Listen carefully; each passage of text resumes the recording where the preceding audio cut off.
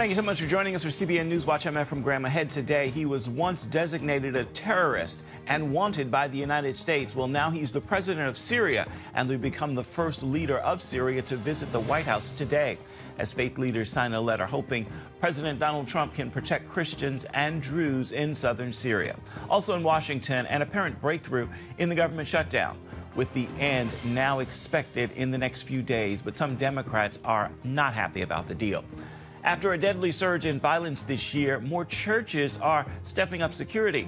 And a new documentary called The Last 600 Meters arrives ahead of Veterans Day tomorrow, bringing viewers a look at two of the most horrific battles during the Iraq War. All those stories and more right now on CBN NewsWatch.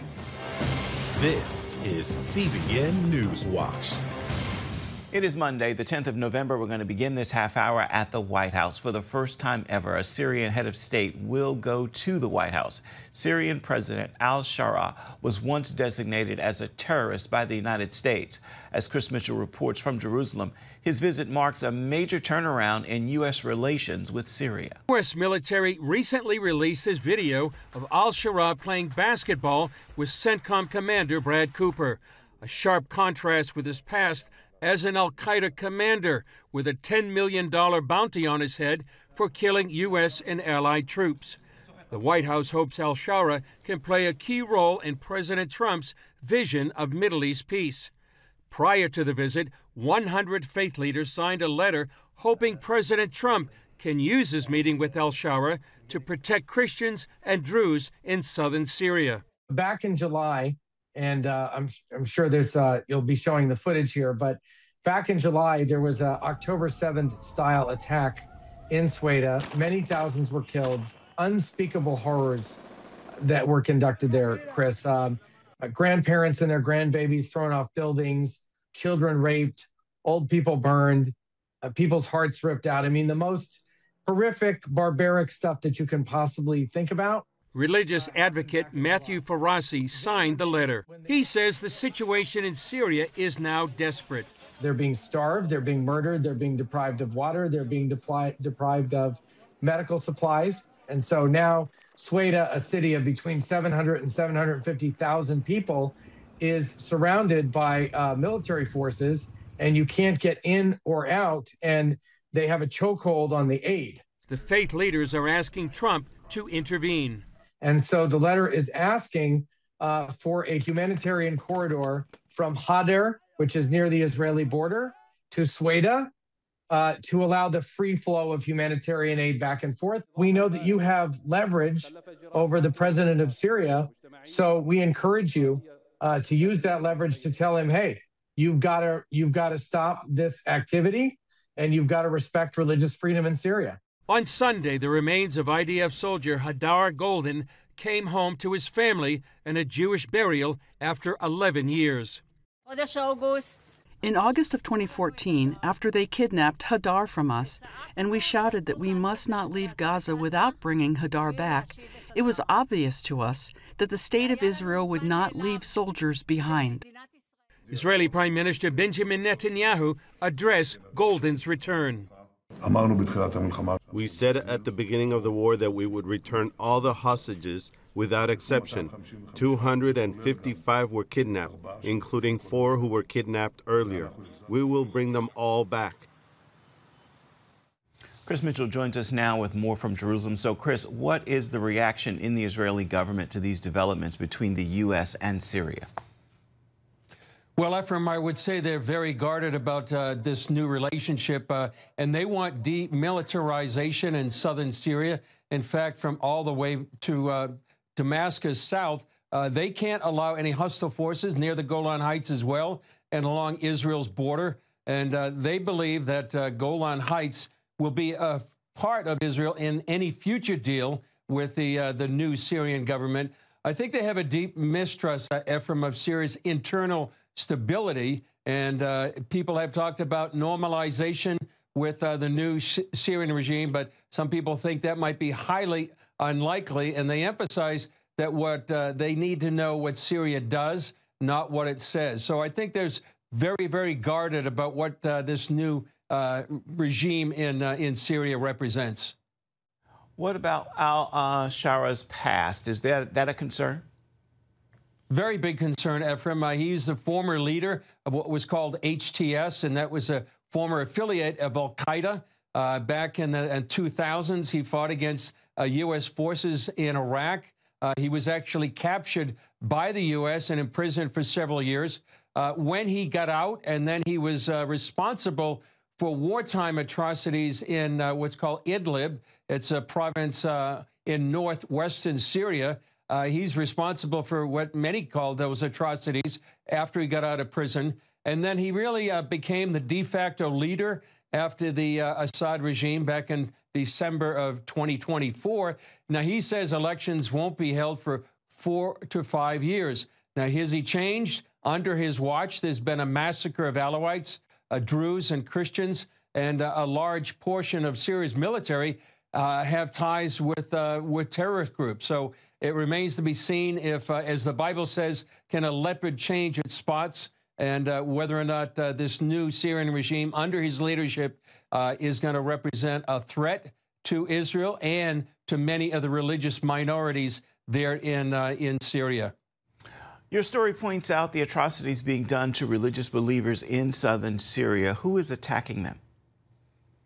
Well, it was a complicated situation, is now, and was back in May and June when this all began. Sunni Bedouin tribes were fighting with many of the Druze here, but there are also groups affiliated with the Syrian Ministries of Defense and the Interior.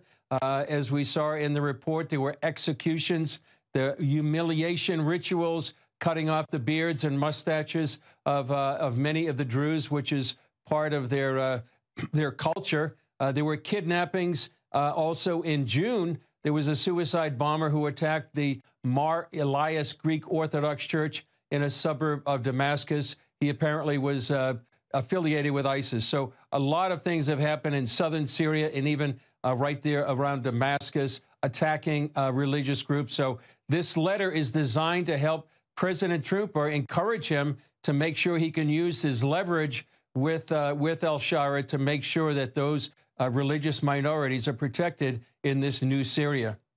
What can be done to help them?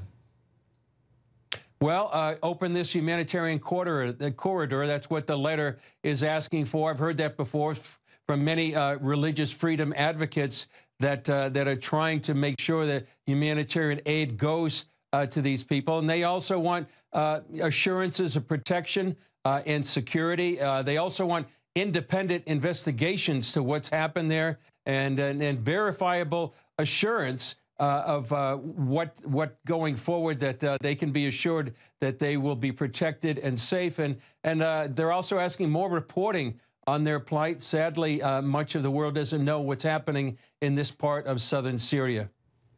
Chris, why was the return of the remains of Israeli soldier Hadar Goldin especially important? Well, it's really part of the IDF, the Israel Defense Forces ethos. It's a core value of the IDF and for the Israeli people that no one will be left behind.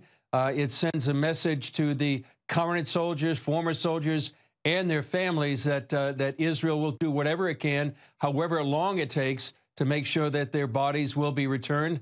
It also gives the family closure. They've been waiting for 11 years that the body of their son would be returned, that can have a proper Jewish burial. And so it's very important under Jewish law, and certainly under Israeli military tradition, very deeply significant when he can receive that proper Jewish burial. Now we have apparently 4 remaining hostages, and that's going to be quite something, I think, when finally the last hostage will be returned and there can be closure for the Jewish people here in Israel and around the world, for all of those hostages to be returned, even for a proper burial here, and bring a lot of closure 2 years plus after October 7th. All right, our CBN News Middle East Bureau Chief Chris Mitchell, thank you for your insight as always. We look forward to hearing from you more in the days ahead this week. Here at home, the end appears to be finally in sight for the longest government shutdown in America's history. Senators worked through the night on a deal to keep the government funded through January.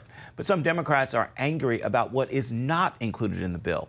CBN's Dale Hurd has our report. The breakthrough came when 8 Senate Democrats crossed the aisle and agreed to end the shutdown without a guaranteed extension of the Affordable Care Act, also known as Obamacare. It was only an agreement to hold a vote by mid-December on extending expiring health care tax credits. Those Democrats admitted that keeping the government shut down was not a winning formula. As of this morning, there was a 0 chance of having a work on the ACA. Now there's a measurable chance. Will it be everything that everybody wanted? No, because we need 60 votes. But here's the thing.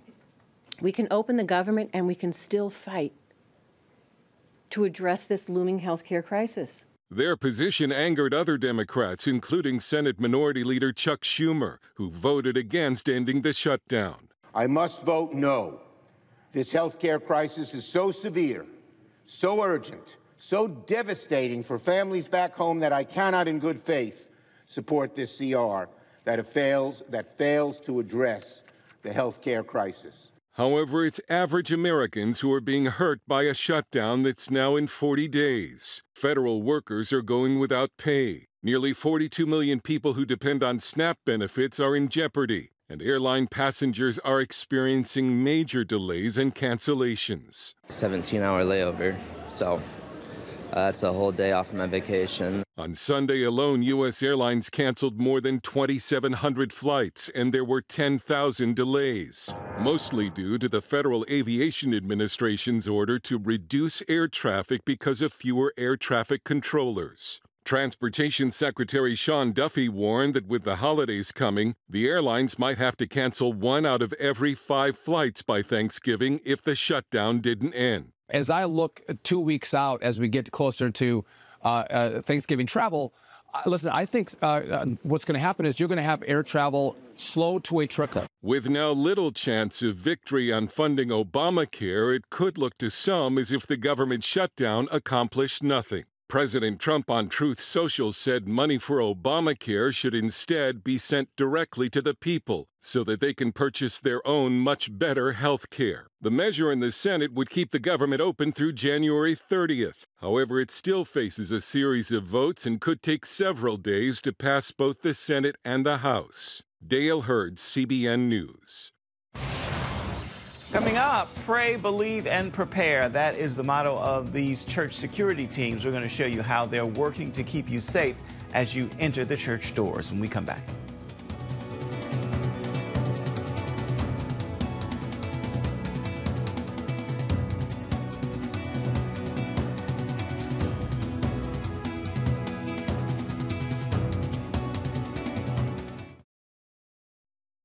America's seen a deadly surge in violence against churches this year. Places once considered safe for worship are too often becoming targets. In response to this dangerous trend, more church leaders are stepping up security. CBN's Paul Petit has this story.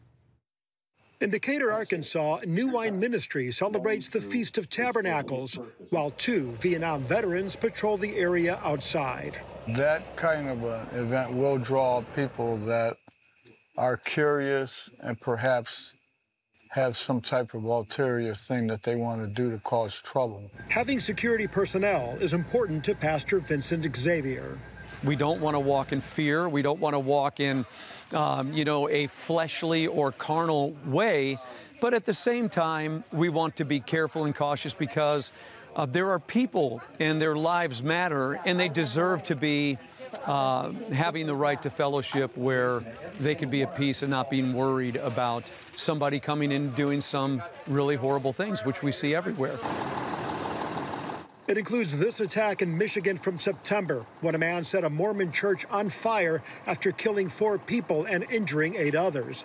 In August, 2 children were gunned down during a Catholic mass at a church in Minneapolis.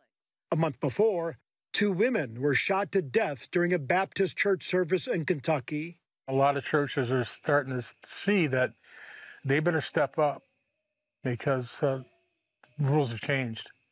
It's a whole different game now, and the game is not something you can shy away from.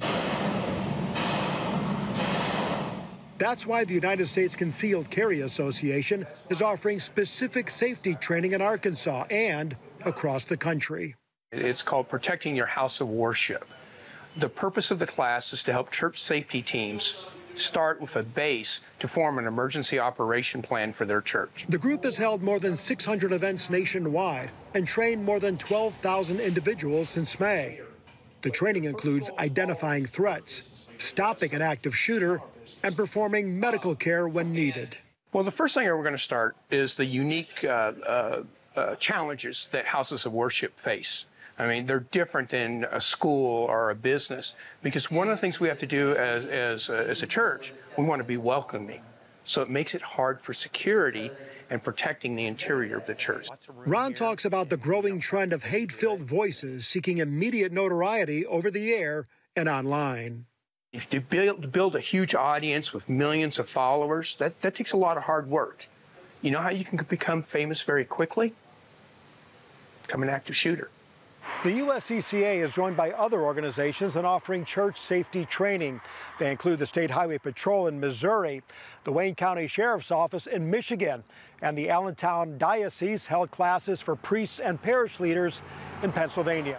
I'd rather be prepared and nothing happen than something happen and not be prepared. John Arnold is pastor of First Presbyterian Church in Rogers, Arkansas. I like the fact that in this class they kind of had a rubric of categories of things you needed to be prepared for. And so I think for us, the next step is to look at each one of those and find out how much we do or don't have as preparedness. Pastor Arnold was invited by church member Laura Ruoff, who has a concealed carry permit. Do you carry with you in church? I carry, I'm heavy always. Laura is also a certified self-defense instructor who explains the empowerment that can come with training like this. I definitely won't be running. I feel like I would be very willing to engage because I have some skills. So I have that confidence and that training, and I'm okay with being one to maybe step up and help protect. Helping to protect is the goal of each safety training class, and unfortunately, a sad but important new normal for places of worship. So we pray, we believe, but we also prepare. In Decatur, Arkansas, Paul Petit, CBN News. Still ahead, Veterans Day is tomorrow. We're going to bring you a look at a new documentary about two of the most horrible battles of the Iraq War and what it was like to fight in them. We're going to have that story for you right after this. This Veterans Day, Americans will be able to experience two of the most horrific battles of the Iraq War alongside the Marines who fought in them. Gary Lane explains more in the new documentary, The Last 600 Meters. Director-producer Michael Pack believes the urban battles in Iraq made that fight unique compared to previous American conflicts such as World Wars I and II, Korea and Vietnam. It's a very different kind of war, and we try to depict it from the point of view of the people who fought there. It's called The Last 600 Meters because a Special Forces sniper says, I don't make foreign policy, I deliver the last 600 meters of it. The goal is to make viewers feel as though they're experiencing the firefights alongside the Marines sharing their perspectives. The focus is on the Battle of Fallujah and Najaf, fought in Wadi al-Salam, the world's largest cemetery. One tomb on top of another in a huge underground catacomb area, and they're fighting in 330-degree heat. The Marines had to go in and come out and have IVs with water in them to rehydrate, and then they got back into the battle. Some of them left IV stunts in their arms so they could more easily hydrate. And it was just a horrific, surreal battle. Battles like these can leave emotional scars that last for years. Thousands of Iraq combat veterans experience varying degrees of post-traumatic stress. According to the U.S. Department of Veterans Affairs, on average, 23% of Iraq and Afghanistan war veterans experience this pain, and it can range as high as 60%. You can't go through these battles without being emotionally scarred for life. But I think what we try to do, which I think isn't done enough, is actually to celebrate what they did in battle, not just make them pathetic figures of, worthy of our sympathy, but understand what they did in battle, their heroism and courage, not just their struggles and difficulties. Pack argues Americans should celebrate veterans' valor and sacrifice, not focus solely on suffering.